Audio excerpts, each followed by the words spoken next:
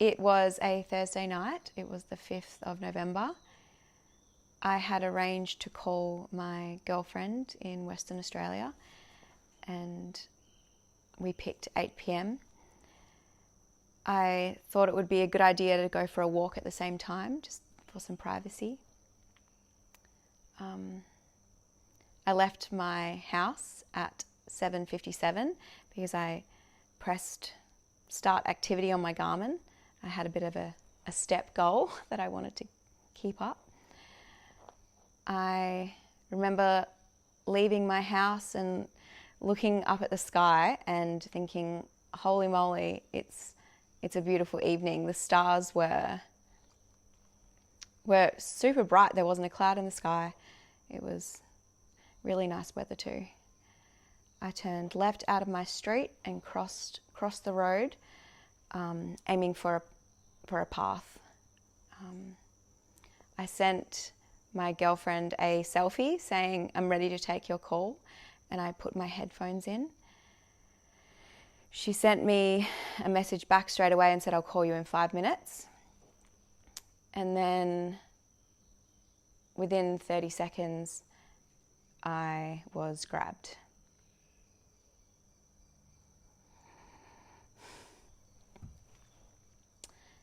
At first, I thought it was somebody I knew.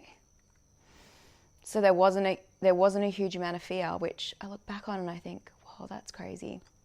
I was grabbed from behind by a person taller than me, and they grabbed me so like this. They, kind of locked my arms down. And after a second, I smelt him, and I heard what he was saying, and I then realised that I was in so much trouble and that I was alone.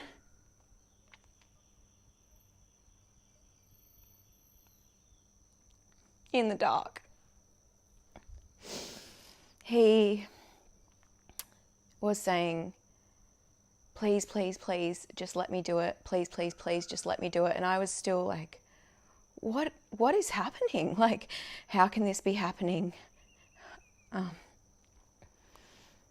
He was pushing me forward into bushland that was on our right. The path we were on is right next to a big vacant space of bushland with, dense trees and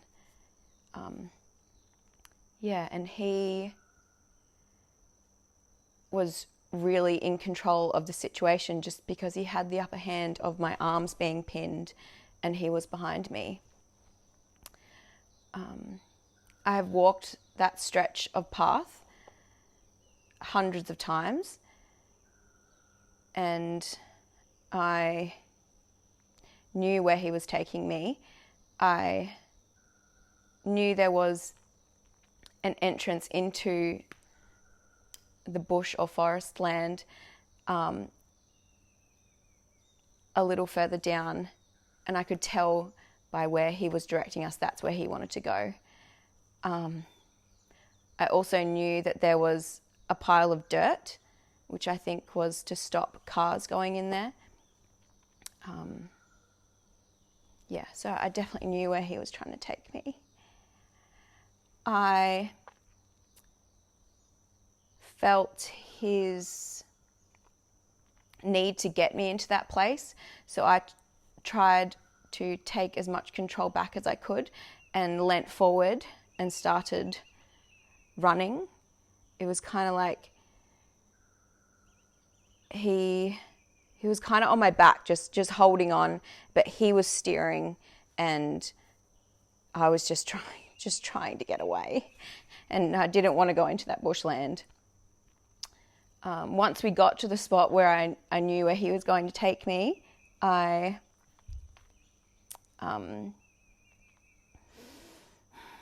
pretty much slammed myself into that high pile of dirt because I knew he was going to try and get me over it into the bushland. So at this point we were we're kind of wrestling. I was whipping around and he was still holding me while I was, you know, face, knees, elbows in the dirt. And then, yeah, I was just still trying to get away, and he was just holding on while still begging me to let him do it. Please, please, please let me do it. And the whole time I screamed a scream that it actually shocked me how loud it was, and I did not stop. I screamed for 5 minutes. I screamed, no, help, because I was like, surely someone's going to hear me scream. My parents and all my friends know that I have the loudest, most insane scream, and I kind of thought that would save me or get me out of trouble. So I just kept screaming.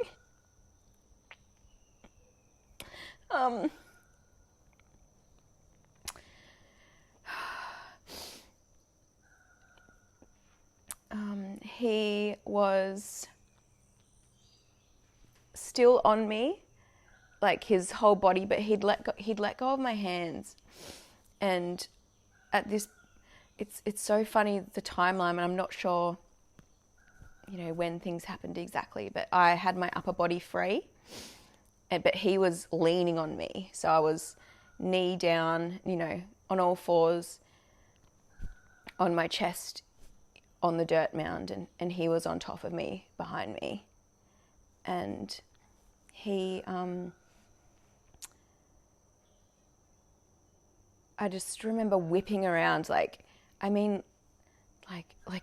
just like this, and just moving my top half of my body, it's all I could do. At one point, I remember feeling around in the dirt, thinking there's something I can hit him with, and I picked up what I thought was a big rock, but it was just clay, and I went to throw it back, but it just crumbled in my hands. And then I picked up and then I found a long stick, and I thought, he's not hurting me. I thought, he's not hurting me. He wants what he wants, but he's not trying to hurt me. Because at that time I was also thinking, please don't hit me in the head. I had this image in my head once I was on all fours that he was going to hit me in the head with a rock, and then I would just be unconscious and he'd be able to do whatever he wanted. And I just didn't want to die. Oh. So when I had that stick in my hand and I could have hit him in the head, I thought, if I hit him in the head, but it's not hard enough, I might irritate him and it might make him hurt me. So I made a quick decision to just let the stick go. I still whipped my body around, and he was still begging me and saying, please, please, please, just let me do it. Just let me do it. Come on, just let me do it. And I'm just like, I just remember screaming, no.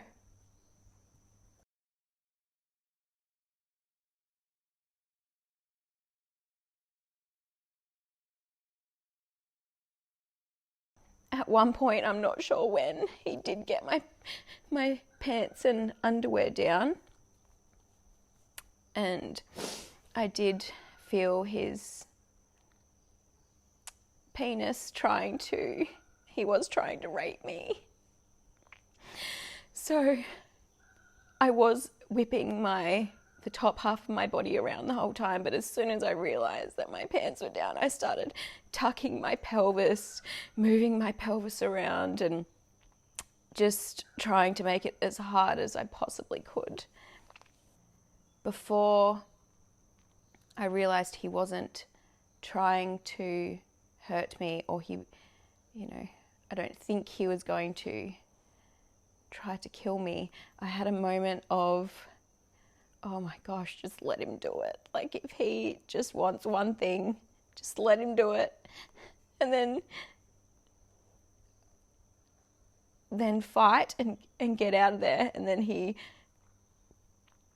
hopefully won't try to kill you. Just let him do it. And it only lasted for 1 second, and then I was like, no, and I can continue to whip myself around and just back and forward, side to side, just whatever I could do in that small little section where he allowed me to be. And then he just kind of got off me, and I remember turning on my back and then just trying to kick him and boot him. And then it's like I could feel the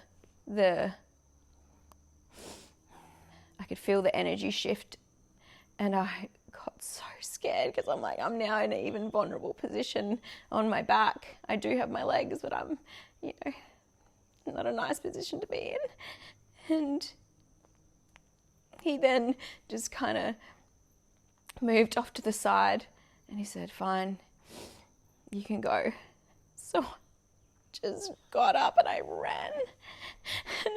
And I looked back at him, and he was picking something up off the ground. And I remember running and pulling up my pants.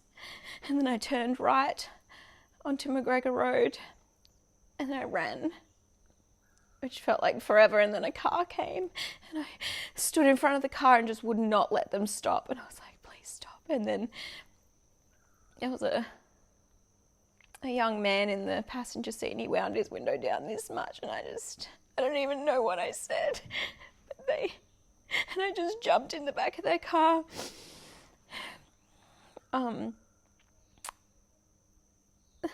The beautiful lady that let me in, I'm so grateful for her, because the run towards anybody was so long.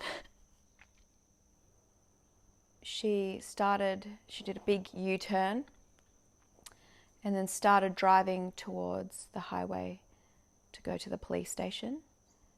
But on the way, I saw 2 people that I know, and in my panic, I screamed, stop the car. And then before she'd actually stopped, I jumped out and started screaming in my panic. I know I needed to be with people I knew. I needed to be with familiar people.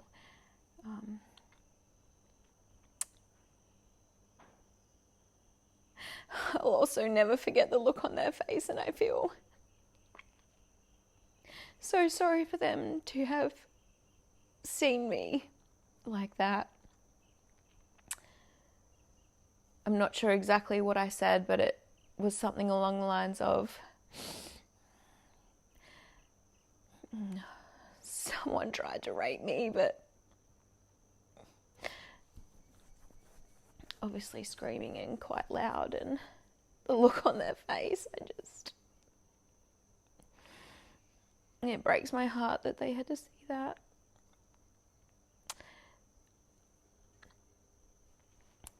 They cuddled me and sat me down, and the beautiful lady from the car came and sat with us as well, and then one of my friends called the police.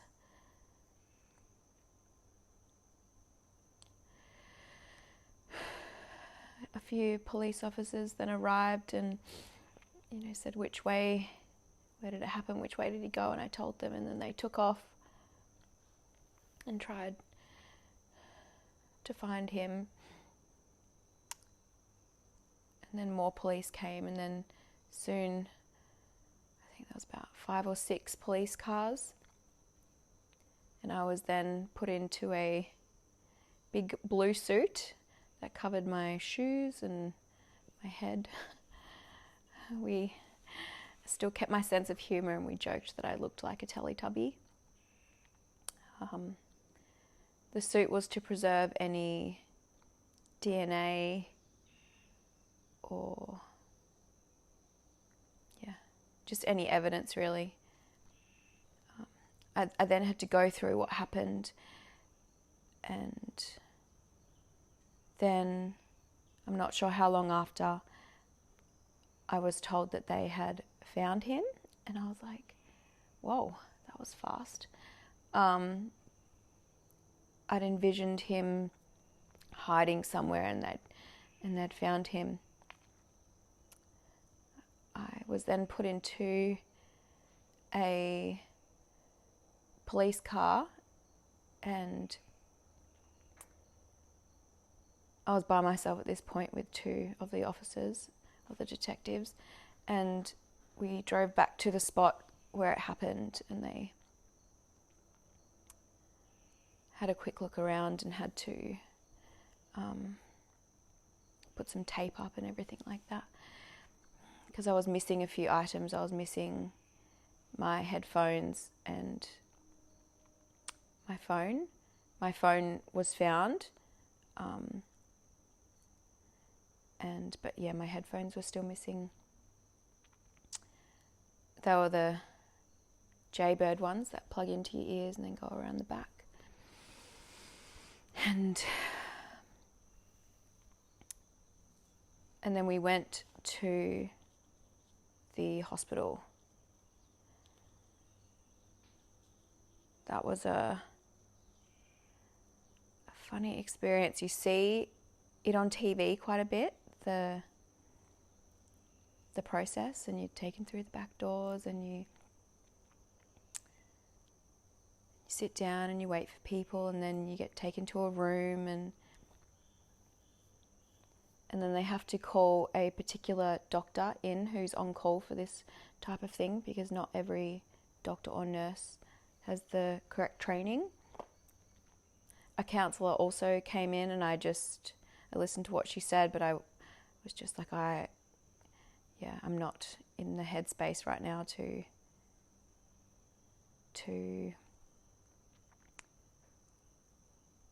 talk about it, or I kind of thought tonight I have a job to do. Like, I've got to get through these tests, and then the next job will be the statement, and then each time something's required of me, I think of it as a job, so it makes it easy for me to do. So you sit in a room, and I had a friend with me. We sit in the room, and the doctor came, and we went through where he touched me. I also didn't add, in the beginning during the attack, he was also kissing me on the face, on the cheeks, on my right cheek. He was pulling my head to the side and kissing me and begging me to let him rape me. And then I was taken to a room. I decided to do that by myself. And there was the male doctor and a female nurse. And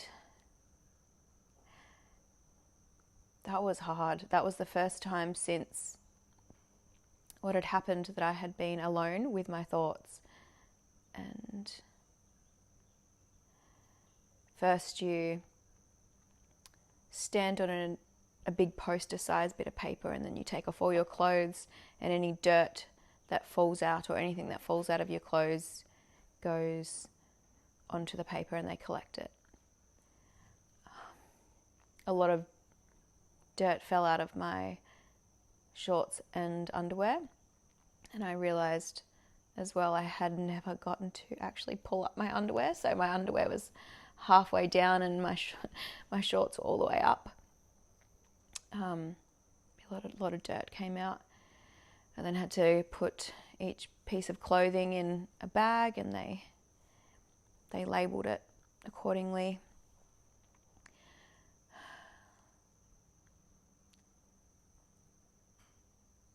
I was then allowed to use the bathroom. I had been busting for a while then, but I wasn't allowed to go just because of DNA, which I understood.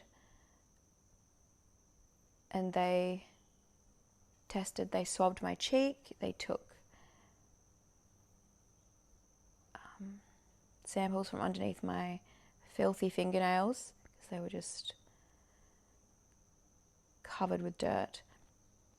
And then they took vaginal swabs inside and out, and then also swabbed my bum cheeks and that whole area. And I remember laying there and just, it was like I said, it was the first time I was alone with my thoughts, and I was just like, oh, that happened. Because, after it we stayed quite light and making Teletubby jokes, and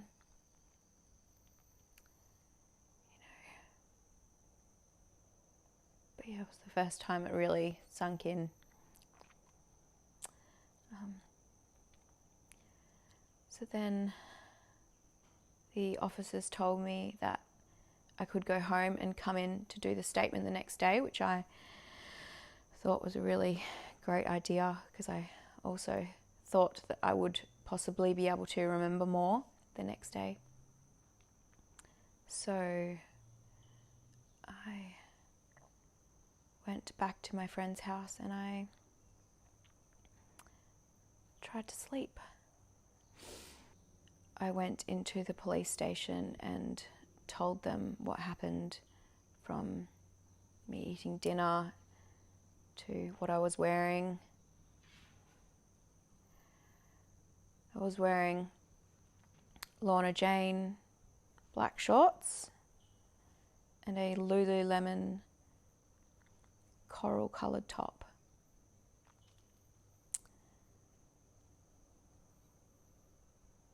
And I felt good. I felt good that night. I remember leaving and feeling good, and I remember looking at the picture and also thinking, oh, you look happy. And then so I gave him my statement from eating dinner to being in my friend's arms.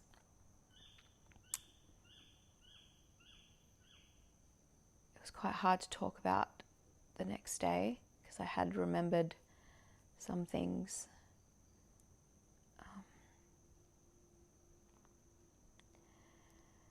I also learned that he lived around the corner from me in a care home.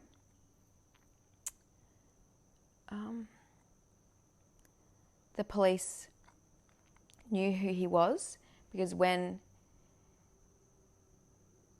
he had been let out on bail from doing this in July to a girl in the Cairns CBD, the police were alerted that a high-risk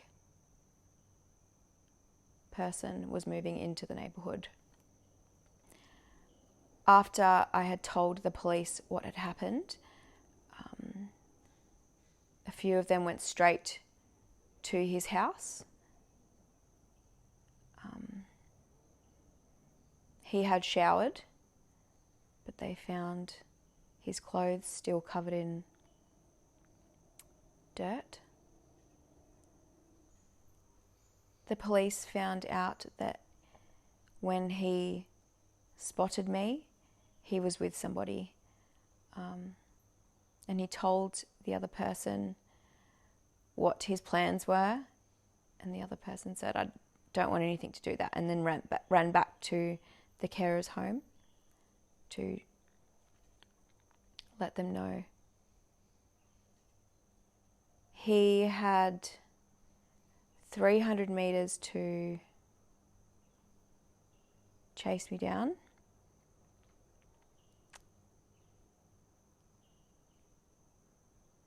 And I think back to it and I think, I didn't even hear you. I heard 2 loud steps before I was grabbed. That's it, just 2 loud steps.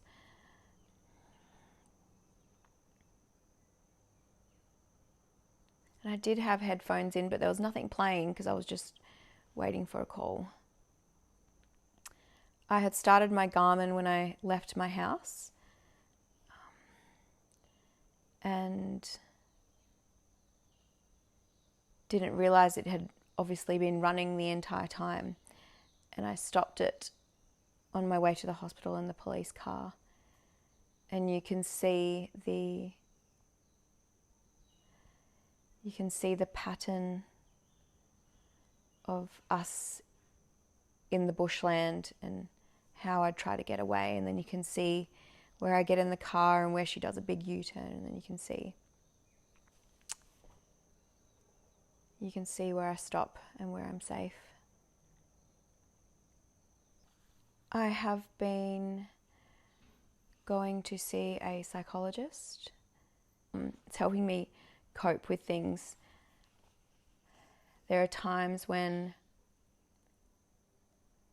the flashbacks are so real and so terrifying and awful. And she's given me some tools, like taking my shoes off and feeling the floor underneath me. Or, touching something, feeling my body on a surface so I know that I'm safe.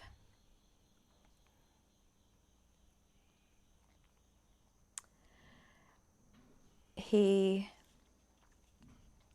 has pled guilty.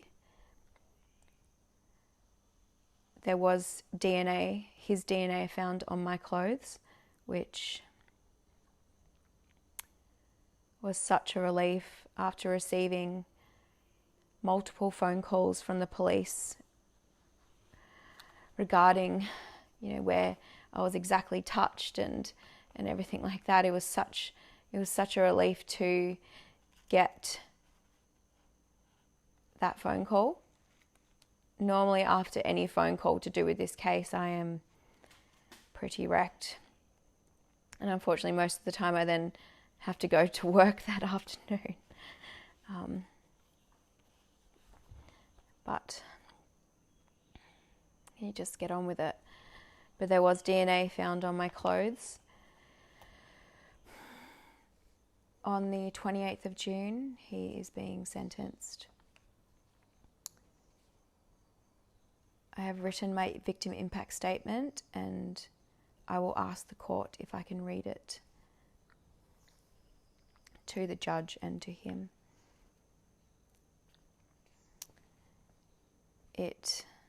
I'm now going to read you my victim impact statement. Hi, I'm Jade. I have a photo of myself that I took to send to a friend moments before you grabbed me, and I look back on it and I remember how peaceful and excited I was. Documenting each way that night has changed and flipped my world isn't easy for me to do, but I know it's essential for the court and for you to hear. That night you grabbed me, you took my power and control over my thoughts and my ability to control my reaction to my thoughts. You bully your way into my mind every single day, and on terrible days, every hour. These thoughts crash in while I'm at work, doing yoga, while I dream, exercise, out with friends, food shopping, and even driving. The part that takes hold of me and doesn't let go is when you grabbed me and wouldn't let go. Even when I tried to run, you wouldn't let me go. My own scream still rings in my ears. That shock of being grabbed from behind literally makes my stomach drop. Pure fear, pure dread. That roller coaster feeling. I vividly remember the moment you tried to rape me and how for a split second I thought about giving up in the hope you wouldn't kill me. Some days I'm focused on putting one foot in front of the other, and others I just want to disappear. When the flashbacks come, sometimes because of a notable trigger, they come hard and fast, and my current coping skill is to cover my eyes and put pressure on my head, no matter where I am. The startle response is a real thing. Small moments that would usually be funny shock and ruin me. Even someone touching my shoulder or kissing me on the cheek unexpectedly takes me back to that moment you grabbed me. A 6-year-old boy hugged me and wouldn't let me go. I immediately felt trapped and terrified by a 6-year-old boy. I am looking behind me and at night automatically believe anyone walking behind me is a threat. I'm struggling to relax and be present. It takes so much energy to be on edge all the time. Feeling like I need to rest and not being able to because I'm scared to be alone with my thoughts is so draining. If my mind is too quiet, I spiral. I have had 5 days where I felt if I left my room alone, I could end my life. Some days I can't breathe. You took my love for walking alone, not just at night but in general. Walking was my zen. It now brings me nothing but anxiety. I have attempted to walk around my area in Smithfield 3 times. And the last time I tried, I had an anxiety attack so bad I lost feeling in my legs. I loved my independence and love hiking solo and adventuring. Now I think twice and sometimes avoid the simplest things like going to the bathroom if it's slightly out of the way. I wonder if I'll ever feel safe again. You took my kindness. I now, at times, only have room for my emotions because they are so deep and full on, and anyone else's problems feel insignificant. I was a woman who would do anything for anyone. Now I don't seem to have the same energy. Sometimes when I'm alone, leaving my street is challenging because that's where you spotted me. I was leaving my road. I immediately imagine what you saw, what you thought. I put myself in your shoes. Being alone at night is hard because every sound is a threat. I don't sleep well and I wake up most nights thinking someone is outside my door or watching me through my window. I had whiplash for a week after. I fought you fiercely. I felt like I had been hit by a truck. I felt like I was fighting for my life. I thought you were going to kill me. Thinking you're about to die is a terrifying thought. Due to being in a constant state of stress, I lost my period for months after, and when I got it back, it came twice a month. For a month, my singing voice sounded different and my throat felt tense. Singing is my life, my career, and my livelihood. Not knowing if my voice would feel and sound the same was a horrible realization. It's because I screamed for a whole 5 minutes. I don't feel in control much, so I try to control strange things. I have developed disordered eating tendencies. I can feel the strain this has put on my relationships. Some friends don't know how to act around me, so they act like nothing happened, which makes me feel incredibly sad. I can feel very alone. I have moments of pure devastation, and sometimes it turns to anger, which isn't my normal state. You saw me from 200 meters away and came after me. You had 200 meters to change your mind and leave me alone, but you didn't. You made the selfish decision to ruin my present life. In a moment, you decided to take away my freedom and yours. That is what I will hopefully be allowed to read in court.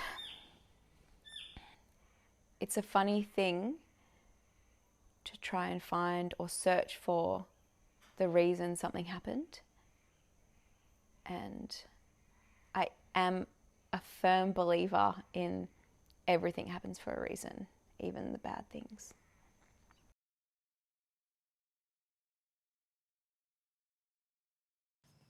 The week before sentencing, I tried to keep my mind in the present moment, but it's like my body knew what was coming. My energy disappeared, I cried a lot, I felt sick, and I couldn't really take one relaxed breath. When I found out he had pled guilty, I did some digging. I wanted to know how and why this happened to me. Why was he let out on bail for such a serious crime?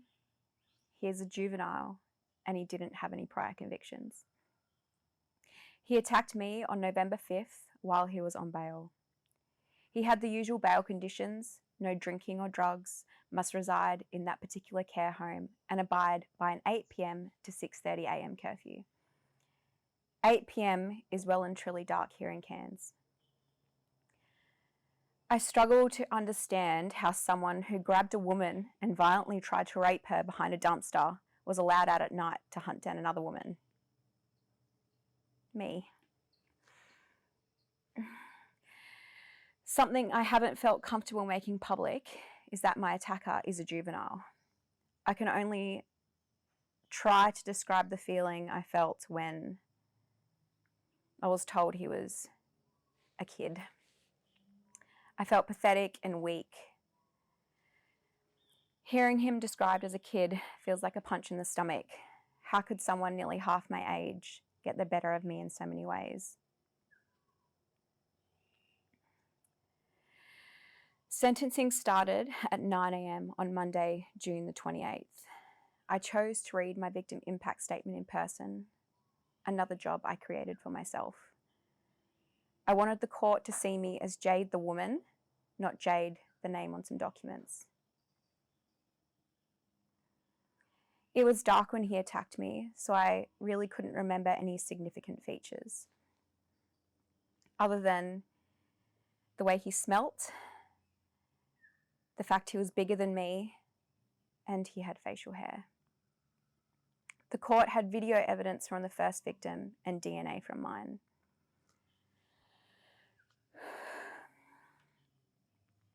I walked into the courtroom and I was immediately hit with a rush of feelings. I immediately searched for him and spotted him. He was huge. I'm estimating, but I would say he was 6'3" and around 90 kilos. I couldn't believe how big he was. I then had to walk by him to sit in the box and read my statement. As I walked by him, I was trying to not cry, but my face gave me away. I felt my cheeks trembling and my mouth turn into a frown that I just couldn't control. I read my statement and looked at him 5 times, and he just looked at his lap the entire time. Seeing his face was scary because now when I do have those moments of flashbacks, the person is real. It's not a shadow, it's not a figure or someone I have just made up, it's him. The judge thanked me for my bravery, and I went and sat down with the 2 people that came to support me. When I sat down, I realized I was surrounded by his family. For the next 5 to 10 minutes, I was just looking at the back of his neck in disbelief. I had moments of vividly remembering the terror, and then I felt strong and lucky to have escaped him. The court went through what I think must be the usual things, but then they started talking about other cases. One where the woman had been raped and the other being an attempted rape. They spoke about what sentence was handed down to each of them. I couldn't understand why they were bringing up similar cases. I have now learned this is a thing called precedence. I do understand how and why this is a thing, but how can they only discuss the sentence and not if it worked? Did the attacker or criminal finish their sentence and then get out and attack another woman? Did their sentence work?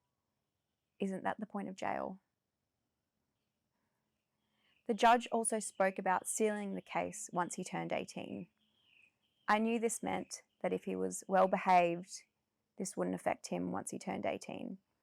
Again, I understand the need for this in different cases, but I was sure, so sure that the judge wouldn't let this happen. If I had to live with this, then so did he.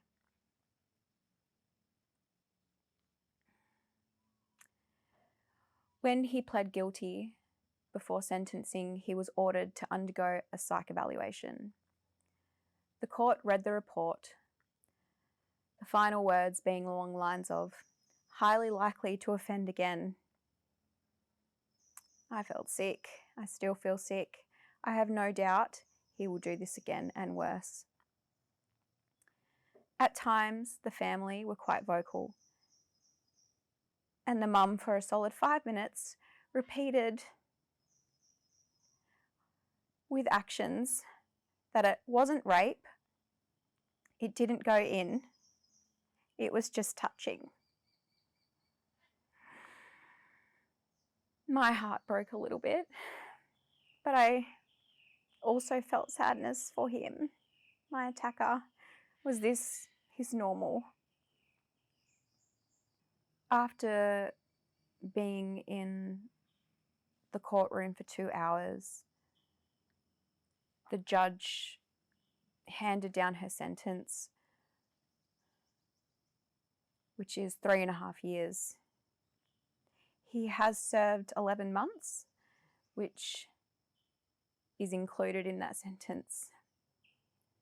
But the kicker is he will be eligible for release after serving only half of his sentence, if he is well behaved.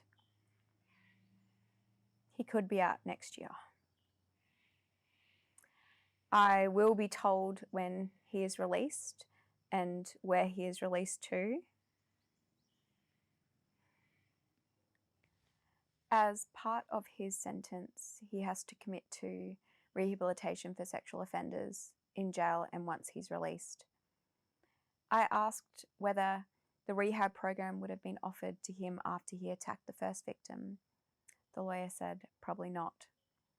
So he violently attacked one woman and went to jail for 3 months because he didn't have a prior record.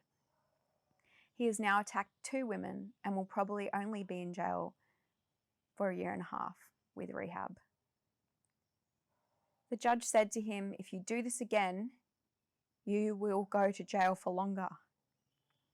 So hey, attack one more woman and then you will be punished." He attacked me on bail. What will stop him from attacking another woman when he is let out? Nothing. I am here because I want to start a conversation. The consequence is not enough. The court system needs to reevaluate their youth sentencing guidelines. He should not have been out on bail in the first place. The community should be made aware when high-risk offenders move into the area. Sexual offenders need stricter supervision. A predator is a predator. Crimes of this magnitude aren't a phase. It's not stealing a car or getting mixed up with the wrong crowd. A sexual offender is a sexual offender.